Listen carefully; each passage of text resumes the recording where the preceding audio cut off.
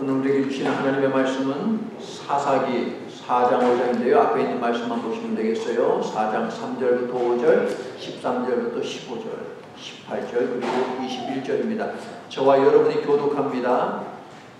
가나안 왕 야빈은 철병도 900대가 있어 20년 동안 이스라엘 자손을 심히 학대했으므로 이스라엘 자손이 여호와께 부르짖었더라.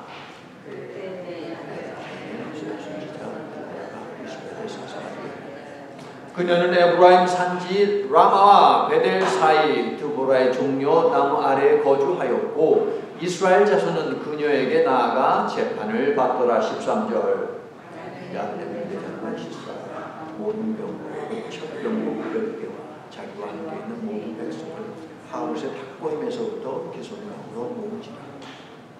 드보라가 바락에게 이르되 일어나라. 이는 여호와께서 시스라를 내 손에 넘겨주신 날이라. 여호와께서 너의 앞에 나가지 아니하시느냐 하는지라. 이에 바락이 10,000명을 거느리고 다볼산에서 내려가니. 15절 시스라와 그 모든 병거와 그의 온 군대를 칼날로 혼란에 빠지게 하시니 시스라가 병거에서 내려가서 도망한지라. 제가 18절 여러분 21절입니다. 겐 사람 헤벨의 아내 야엘이 나가 시스라를 영접하며 그에게 말하되 나의 주여 들어오소서. 내게로 들어오시고 두려워하지 마소서 하매 그가 그 장막에 들어가니 야엘이 이불로 그를 덮으니라. 그가 이 장면이 헤벨의 아내 야엘이 장막 말뚝을 가지고 손에 방망이를 들고 그에게로 가만히 가서 말뚝을 그의 관자놀이에 박으며 말뚝에 꿰뚫고 땅에 박히니 그가 기절하여 죽으니라. 예, 우리가 IT 보험 사역을 하고 또 야드 세일을 할 때마다 민집사님의 아들 로렌스가 와서 도움을 줍니다. 뭐 힘쓰는 일이 있으면 나서서 이렇게 힘을 쓰는 그런 일을 하지 않습니까? 그런 젊은이를 볼 때마다 아이고 나도 젊었을 때는 저랬는데 날라다녔는데 이런 생각을 할 때도 있을 것이고 혹은 또 젊은 게 좋다라는 생각을 할 수도 있을 것 같아요. 자, 일을 함에 있어서 육체적으로 힘을 써야 하는 그 일에 왜 젊은 남자가 필요한데 전쟁은 어떻겠습니까? 전쟁에는 더더욱이 젊은 남자들이 필요하지 않겠습니까? 끝낼 생각이 전혀 없는 이스라엘의 전쟁을 생각해 보십시오. 역시 끝낼 생각이 전혀 없는 러시아의 전쟁을 생각해 보십시오. 여러분 러시아의 전쟁 지금 뉴스에서 이렇게 한 번씩 나오지 않습니까? 거기서 여자 군인 봤습니까? 러시아 전쟁과 관계해서 러시아의 여군은 제가 못 봤어요. 텔레비전에서. 이스라엘이 벌이고 있는 저 말도 안 되는 전쟁을 보십시오. 그거는 또 무엇입니까? 여자들 보입니까?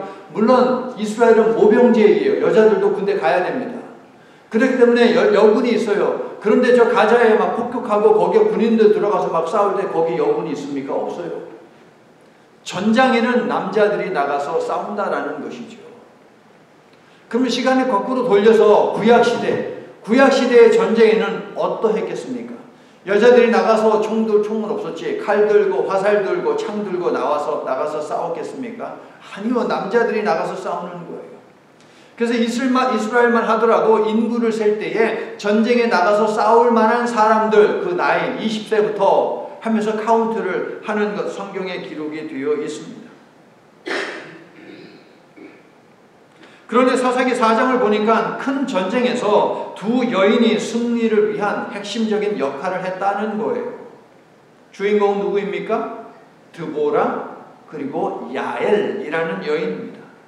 하나님은 위험한 전쟁을 수행하는 일에 수많은 남자들을 제쳐두고 왜 두 여인을 부르셨고 사용하셨을까요? 현대사회에서 스펙이라고 하는 이 단어를 심심치 않게 듣습니다. 스펙 혹시 들어보셨습니까? 무슨 뜻인지 아십니까? 스펙, 영어로 specification이라고 하는 이 단어를 짧게 그냥 스펙이라고 이야기를 하는데요. 어떤 일에 대한 경력 있지 않습니까? 경력. 또 일을 함에 있어서 필요한 뭐 학력이라든가 언어, 뭐 다양한 언어를 얼마나 구사하느냐, 컴퓨터는 잘하느냐, 무슨 기술이 있느냐 등등등 자격증은 있느냐라는 것 이런 것들을 따집니다. 어떤 일을 함에 있어서 필요한 자격 요건 이것을 갖다가 한국에서는 스펙이라고 합니다. 영어 specification인데 미국 사람들은 그런 단어 사용하지 않습니다. 자격을 이야기할 때에, 자격 조건을 이야기할 때 qualification이라는 단어를 쓰지, 이 specification, 스펙이라고 하는 단어는 미국 사람한테 사용하면 무슨 말인지 이해를 못합니다. 자, 그러면 여러분 교회로 한번 문제를 가지고 와보자고요. 헌신을 함에 있어서 스펙이 필요합니까? 교회 안에서? 교회 안에서 헌신하는데 무슨 자격 요건 이런 게 있습니까? 무엇이 가장 중요할까요? 물론 특별한 재능이 있으면 해당 부서에서 정말 요긴하게 쓰임 받을 것입니다. 하지만 재능이라고 하는 것이 섬김을 위한 자격 요건은 결코 아닙니다. 교회 안에서는. 실력이 있으면 좋겠지만 없어도 우리는 헌신할 수 있다고요. 여러분 아멘이시죠? 중요한 것은 무엇입니까? 주님에 대한 믿음이고 주님에 대한 사랑이고 주님에 대한 소망인 줄로 믿습니다. 주를 향한 믿음과 사랑 그리고 소망으로 우리는 주님의 뜻을 이루는 일에 동참을 하는 것이다 라는 것이에요. 아멘이세요? 하나님의 선택을 볼까요? 고린도전서 1장 27절부터 29절에서 이렇게 이야기합니다. 하나님께서 세상에 미련한 것들을 택하사 지혜 있는 자들을 부끄럽게 하려 하시고, 하나님은 미련한 사람을 선택하신대요. 지혜 있는 자를 두고. 세상에 약한 것들을 택하사 악한 것들을 부끄럽게 하신대요. 하나님께서 세상에 천한 것들과 멸시받는 것들과 없는 것들을 택하사 있는 것들을 폐하려 하신대요. 이유는 무엇이냐? 아무 육체도 하나님 앞에서 자랑하지 못하게 하심이라. 부족하지만 순종하고 최선을 다해 섬길 때 우리 주님은 틀림없이 반드시 도우시는 줄로 믿으시면 아멘 합시다. 마태복음 20장을 보게 되면 예수님께서 포도원 품꾼들에 대한 비유를 주시지요. 주인은 해가 뜨기 전부터 해가 지기 전까지 부지런히 밖에 나가서 일꾼을 불러 모으십니다. 내 포도원에 들어가서 일하라 라고 하면서 보는 사람들마다 이야기하세요. 보세요 여러분, 한 번 나가서 부르는 게 아닙니다. 해가 뜨기 전에 나가서 일꾼을 부르시고 해가 지기 전에도 우리 하나님은 나가서 부르신다. 무슨 이야기입니까? 수시로 하나님은 사람을 부르세요. 자격 요건 없어요. 거기는 전제가 없습니다. 그냥 내 포도원에 들어가서 일하라. 이게 전부입니다. 일꾼이 부족하기 때문에 계속해서 수시로 나아가서 일꾼을 찾고 부르시고 포도원에 들여보내시는 것도 있겠지만, 궁극적인 중요한 이유는 무엇이냐? 기회를 계속 주시며 기다리시는 아버지의 사랑 때문이다라는 것이에요. 그 사랑 때문에 해 지기 전, 심판 전까지 하나님은 계속 부르신다는 거예요.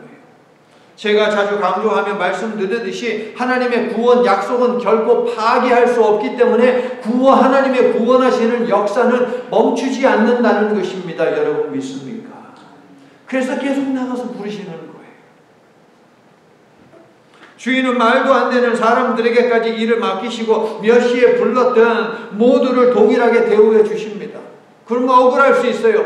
해가 뜨기 전에 나가서 일하고 해가 지기 전에 딱 1시간 일한 그 사람하고 똑같이 페이한다? 그러면 컴플레인 할 거예요. 세상에 이런 불공평한 것이 어디 있습니까? 그런데 그 주인은요, 하루에 필요한 돈, 식량을 살 수 있는 그 돈을 준다는 거예요. 그 돈 가지면 그냥 하루에 살 수 있는 식량만큼 사서 먹는 거예요. 넘치지도 않고 부족하지도 않고 딱 그만큼을 주님은 주신다라는 것이죠. 그런데 컴플레인하는 사람들은 뭡니까? 더 채우겠다는 것이죠. 하루 먹을 수 있는 것보다도 더 채우겠다는 것이죠. 다른 사람은 하루 필요한 그만큼 없어도 상관이 없고 나에게는 그 이상이 있어야 한다는 주장이죠.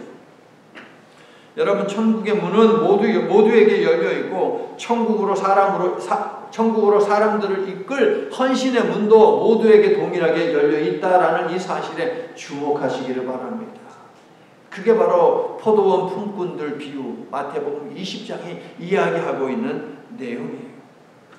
자, 결국 반응이 문제입니다. 반응. 어떻게 반응하느냐? 부르시는데 어떻게 반응하느냐, 이것이 문제예요. 주님이 이를 맡겨 사용하시려고 할 때 모두가 반응하는 것은 아니더라라는 거예요. 고린도전서 1장 제가 방금 전에 읽어드리지 않았습니까? 그것을 통해서도 확인할 수 있듯이 성경을 읽어보면 하나님의 부르심에 응답한 사람들은 세상적 기준으로 볼 때 아니오시다 하는 사람들이에요. 성경에서 하나님의 부르심에 응답하는 사람들을 보면 거의 대부분이 아니 뭐 이런 사람들까지 불러 하는 사람들. 수많은 예를 찾아볼 수 있겠지만 오늘 본문 사사기 4장 앞에 나오는 사사들은 어떠하냐? 라는 것만 봐도 우리는 알 수 있어요.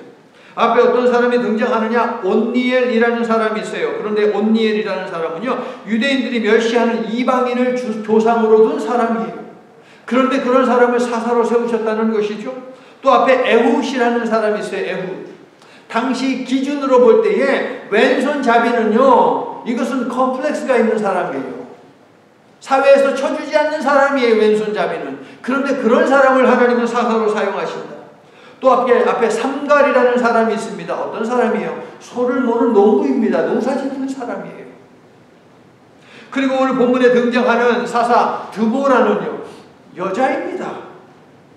당시 문화적 배경에서 여자가 전쟁을 이끈다는 것은 말도 안 되는 일이에요, 여러분. 우리가 잘 아는 대표적인 사사 누가 있습니까? 삼손.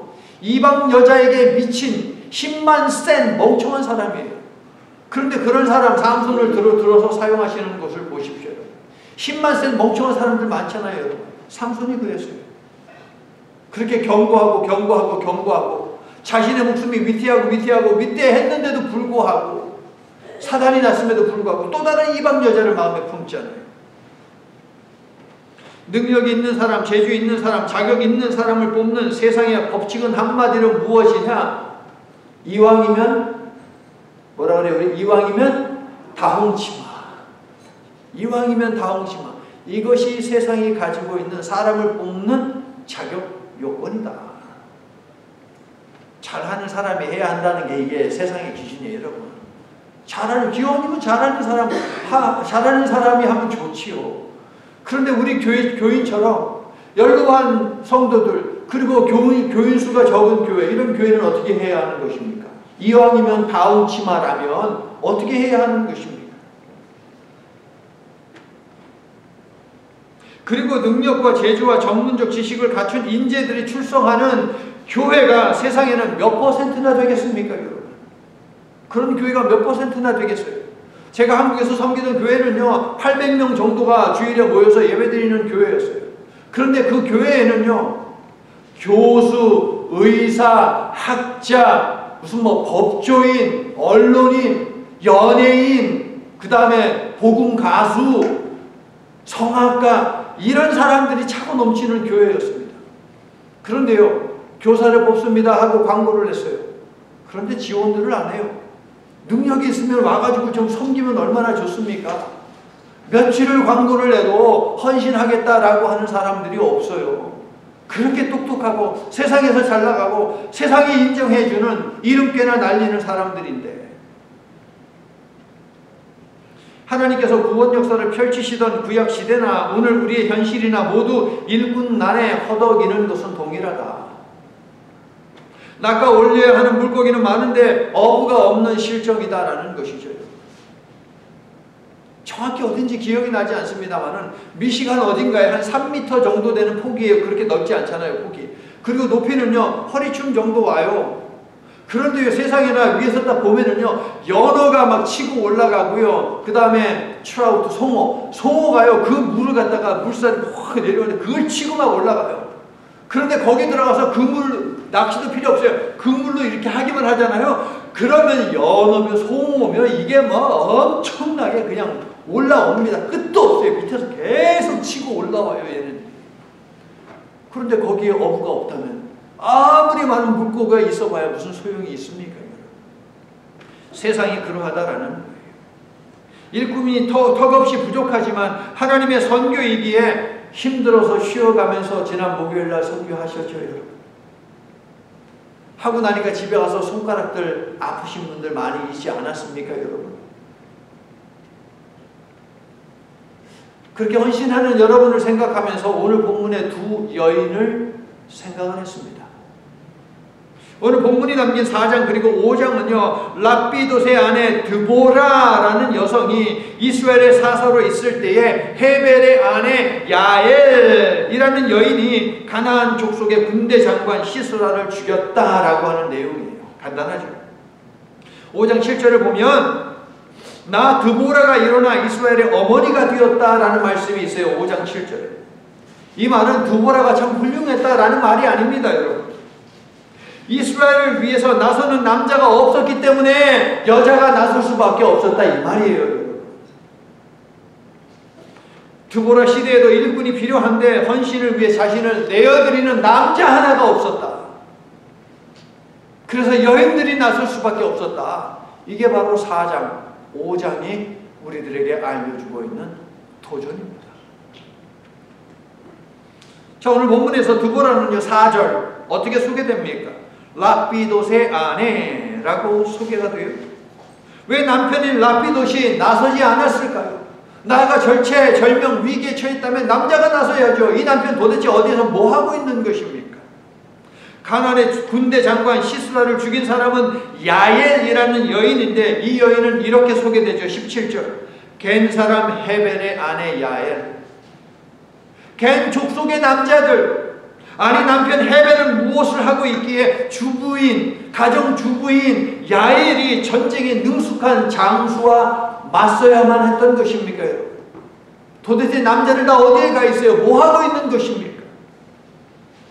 가부장적 사회인 그 당시의 시대적 배경을 고려하면 사사 드보라의 이야기는 권력을 쥔 남자들이 여자들과 아이들을 보호하지 않고 그래서 보호받아 마땅한 이들이 전쟁의 최전선까지 내몰리게 되었다라고 하는 참으로 수치스러운 사건입니다. 5장 19절 그리고 30절을 보면 가나안 왕 야빈이 군대 장관 시스라를 시켜 이스라엘을 공격한 이유가 나오지요. 19절을 보니까 값진 것들을 약탈하기 위해서, 또 5장 30절을 보니까 여자들을 겁탈하기 위해서. 이게 목적이면 남자들이 나서야 되는 건 아닙니까, 여러분? 자기들한테도 아내가 있고 또 딸들이 있을 것 아닙니까?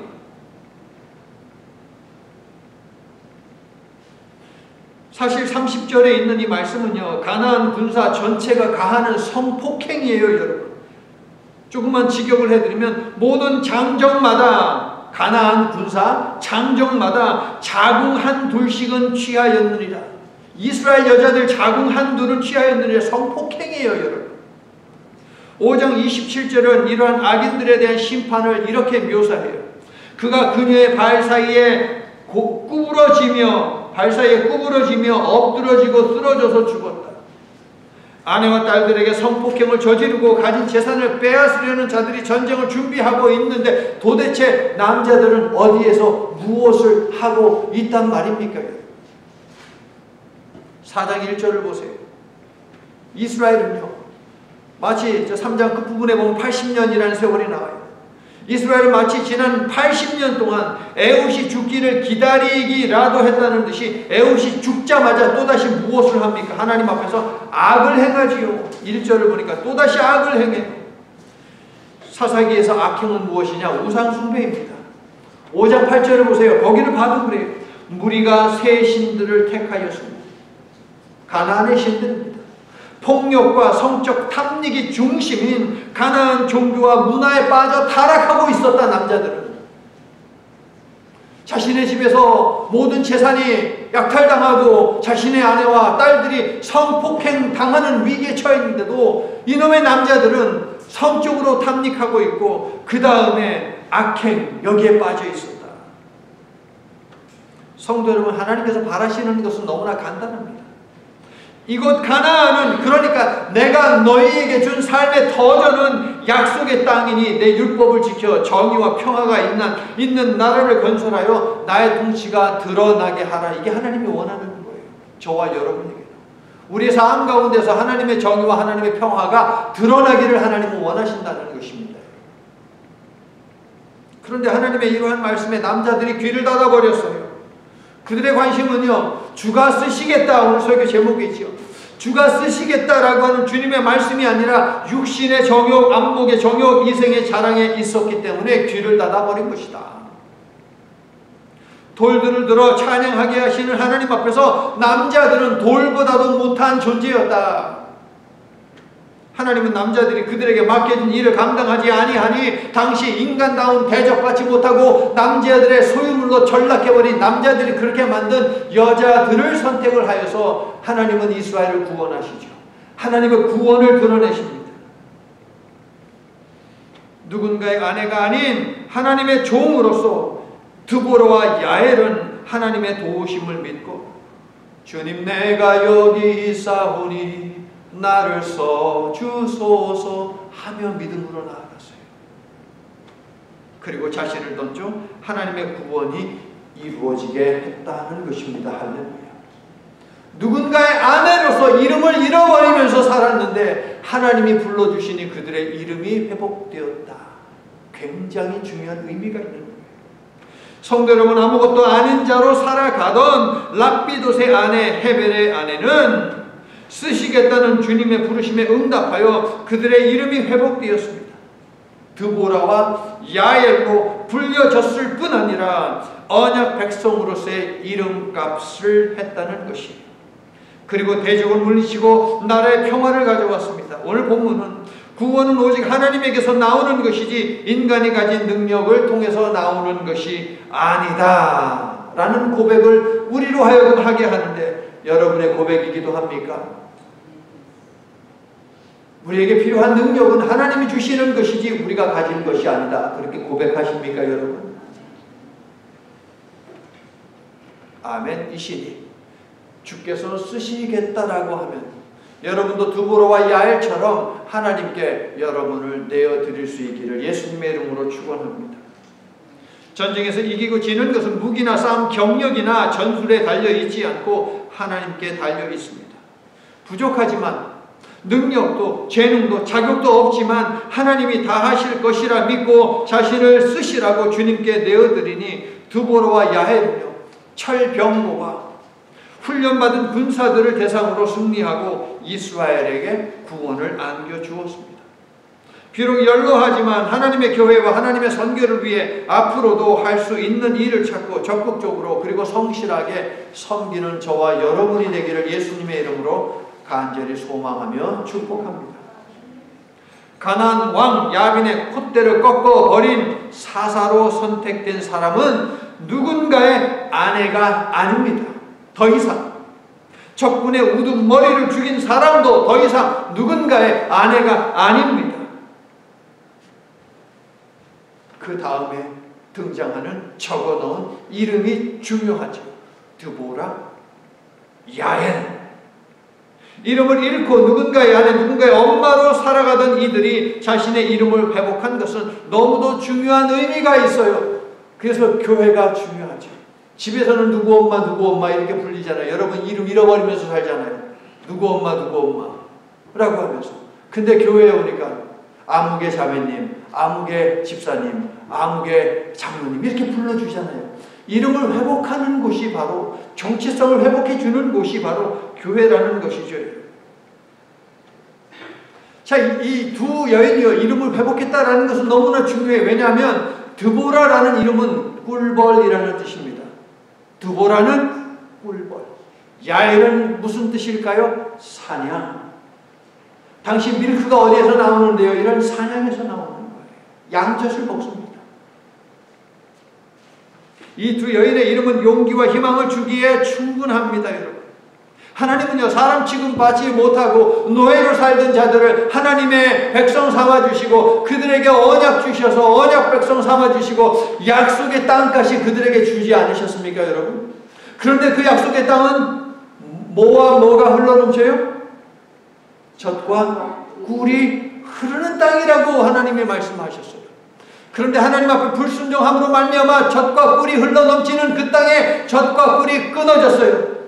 더 이상 나오지 않았어요. 그런데 드보라, 꿀벌과 야엘, 사냥이 하나님의 마음에 흡족한 삶을 살고 이스라엘을 구원해 냈더니 멈추었던, 그 약속의 땅에 흐르다가 멈추었던 젖과 꿀이 다시 흐르게 되었다라는 것입니다. 할렐루야. 그네들의 이름 회복은 약속의 땅이 회복된다라고 하는 것을 보여주더라라는 것이에요. 여러분, 하나님께서는 약속하신 젖과 꿀은, 하나님께서 약속하신 젖과 꿀은 가나안이라는 땅이 아닌 하나님께서 선택한 리더들을 통해 얻게 되는 것이며 순종하는 자들만이 누리게 되더라라는 것이에요. 아멘이세요. 여러분에게도 하나님께서 이름을 주셨습니다. 개개인이 가지고 있는 이름도 있지만 하나님의 자녀라는 이름을 주셨어요. 이 이름을 회복하며 살아갈 때에 우리의 삶 속에도 하나님이 약속하신 밀크와 하니가 넘치는 그런 풍성한 삶이 될 수 있고 우리 주변에 있는 사람들이 그것을 함께 더불어 누릴 수 있다는 것을 기억하십시오. 이번에 IT에 최고로 많은 과자를 보냈습니다. 11종류입니다. 말씀까지 포함하면 12종류입니다. 1200개의 지플락 백에 담았습니다. 계산을 해보니까 14,400번의 손이 그 봉투에 들어간 거예요, 여러분. 14,400번. 여기다가 샘스 클럽에다가 물건을 주문하고 픽업하고 아마존에 주문한 지플락 그것을 열고 닫고 하는 그 일을 하고 성경 구절을 준비해서 자르고 박스를 만들고 박스를 포장하고 과자를 싣고 나르는 등의 손길을 포함하면 얼마나 많은 손길이 거기에 간 것입니까? 거의 10만 번의 손이 거기에 간 거예요. 아이들이 그 받기까지 10만 번이 넘는 손길이 거기에 들어가 있는 거예요, 여러분. 그 손길은 무슨 손길이에요? 사랑의 손길이고 축복의 손길이다. 아멘. 거기에 사랑을 담았잖아요. 축복을 담았잖아요. 제가 한번 생각을 해봤어요. 목요일날 와가지고 포장을 한 그 순간 얼마나 걸었을까? 5,000보 이상은 걸었어요. 그날 오셔가지고. 5,000보, 하루에 10,000보 얘기하지만 7,000보 정도만 걸어도 괜찮대요. 그런데 5,000보 이상을 여러분 그거 포장하느냐고 왔다 갔다 했다고요. 그런데 10만 번 이상의 몸짓이 들어간 이 일을 혼자서 할 수 있습니까? 혼자 할 수 있어요? 엄두도 못 내죠, 여러분. 10만 번 이상 내 손을 갖다가 이렇게 써야 된다, 내 발을 움직여야 된다.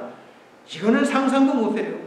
함께 했기에 가능했고 함께 했기에 웃으면서 기쁨으로 할 수 있었다라고 믿는데 여러분도 그렇게 생각하십니까? 함께함. 그리고 무엇보다도 주께서 쓰시겠다고 부르실 때에 부족하지만 그 음성에 순종하면 성령이 임하여 감당하게 하신다라는 사실입니다. 믿으시면 아멘 합시다. 굉장히 중요한 대목입니다. 5절을 보니까요. 두보라는 꿀나무인 종려나무 아래에서 사람들이 가지고 온 문제를 듣고 재판하여 해결하는 일을 맡고 있었는데 일시적으로 이 일을 했는지 아니면 오랫동안 이 일을 해왔는지 우리는 알지 못해요. 그러나 중요한 것은 무엇입니까? 4절. 그녀가 사사가 되었다는 것이에요. 사사기에서 사사가 되었다는 것은 무슨 뜻이냐? 성령이 임했다는 뜻이에요. 하나님은 전쟁을 내다보고 그녀를 하나님의 영으로 준비시키셨습니다. 어느 날 갑자기 여자가 짠 등장해가지고 나를 따르라 하고 전쟁을 진두지휘한다면 사람들이 코웃음 치고 듣지 않았을 거예요. 하나님은 미리 준비시키셨어요. 재판을 하게 하셨어요. 리더십이 있네. 그녀가 말한 대로 하니까 다 맞네. 라고 하는 그 신뢰를 쌓아가게 하셨어요. 하나님은 먼 시간을 내다보고 계신다라는 것이죠. 아멘. 그렇게 준비시키셨어요. 성도 여러분, 하나님은 남자도 사용하실 수 있고 여자도 사용하실 수 있는 세상의 주인이십니다. 모든 생명의 주인이시라고요. 남자가 되었던 여자가 되었던 장애인이 되었던 비장애인이 되었던 지식과 실력을 갖추었던 그렇지 않든 나이가 많든 적든 중요한 것은 무엇이냐? 순종하는 믿음으로 섬기려는 마음이 있느냐? 이게 중요해요. 당시 탐욕이라는 우상 숭배에 미쳐있는 남자들에게는 이런 마음이 없었기에 하나님은 두보라와 야일을 선택하여 자신의 영을 부어 감당하게 하셨다라는 거예요. 어떤 일이 되었든 순종하는 믿음으로 섬길 일을 찾고 헌신할 때에 하나님께서는 우리에게도 성령을 부어 감당하게 하신다라는 이 사실을 믿으시기를 예수님의 이름으로 축원합니다. 성령 주셔서 지혜로 능력으로 우리를 무장시켜 주시고 우리로 하여금 주님의 뜻을 함께 더불어 이루어 가도록 하나님이 도우시니 주가 쓰시겠다라고 할 때에 아멘, 주님 내가 여기 있사오니 나를 써주소서라고 응답할 수 있는 저와 여러분이 되기를 예수님의 이름으로 축원합니다. 이제 말씀을 마칩니다. 유명세를 타던 점쟁이가 하나 있었습니다. 그가 점심에 다 맞아요. 그가 말하면 다 맞아요. 예언의 능력이 있어요. 수많은 사람들이 그를 찾아갔습니다. 그에 관한 소문이 다른 나라들에 막 퍼져나갔어요. 그래서 모압에 있는 왕 발락이 이 유명세를 띠고 있었던 발람이라고 하는 점장이를 불러들입니다. 점장이 발람, 야, 내가 많은 부를 쌓겠다, 큰 권력을 차지하겠다 라는 꿈에 부풀어서 모압을 향해서 가고 있습니다. 그런데 갑자기요, 나귀가 말을 듣지 않는 거예요. 딱 서가지고 버텨가지고 이리야 매질을 해도 가지를 않아요. 화가 나거든요. 내려서 막 채찍으로 막 때려서 끔찍을 하지를 않습니다. 나귀가 왜 그랬어요? 나귀가 뭘 봤어요? 하나님의 사자가 바로 앞에서 딱 버티고 서 있는 것을 봤어요. 나귀의 눈에는 보였는데, 나귀는 들었는데, 왜 점장이라고 하는 자가, 예언가라고 하는 자가 이것을 왜 못 보고 못 들었을까? 탐욕에 젖어 있었기 때문에. 주가 쓰시겠다라고 하니 나귀는 한 발짝도 꿈쩍하지 않았어요. 하나님이 나귀의 입을 열어 말을 하십니다. 말을 안 듣는 것은 내가 아니라 발람 니놈이야. 나귀가 하는 말이에요. 우상을 위해 일하던 너 같은 자를 하나님이 쓰시겠다 하는데 왜 감사가 없지? 왜 순종하지 않는 것이지? 라고 나귀가 주인한테 이 말을 했어요. 십자가 고난을 위해 예루살렘에 입성하기 위해 예수님은 제자들을 동네로 보내셨습니다. 그리고 어디 동네 가면 거기 새끼 나귀 한 마리 있을 거야. 가지고 와. 예수님은 도둑질 하라고 시킨 것입니까? 틀림없이 새끼 나귀의 주인이 물어볼 거예요. 여보시오, 내 나귀인데 뭐 하는 거요? 라고 물을 거예요. 주님 그렇게 물으면 나귀 주인에게 뭐라고 답하지요? 그때 예수님 뭐라고 하셨어요? 주가 쓰시겠다 하라. 그러면 나귀 주인이 내준다는 거예요. 주가 쓰시겠다라고 하라. 발람의 나귀는 유명한 주인의 소유였고 이 나귀는 무명한 주인의 소유였는데 중요한 것은 주님이 쓰시겠다 마음 먹은 것입니다. 아멘이세요. 누구의 나귀가 되었던, 누구의 재산이 되었던, 누구의 시간이 되었던, 누구의 건강이 되었던, 누구의 재능이 되었던 중요한 것은 주님이 쓰시겠다라는 사실이에요. 저도 부족하고 여러분도 부족하고 우리 모두는 부족합니다. 아니, 모든 인간은 부족합니다. 부족하지 않은 인간은 세상에 없어요. 부족하지만 섬기면서 익숙해지고 다듬어지는 것이고 무엇보다 쓰시겠다는 부르심에 나를 내어드릴 때 성령님이 지혜와 용기 그리고 능력을 주신다라는 것입니다.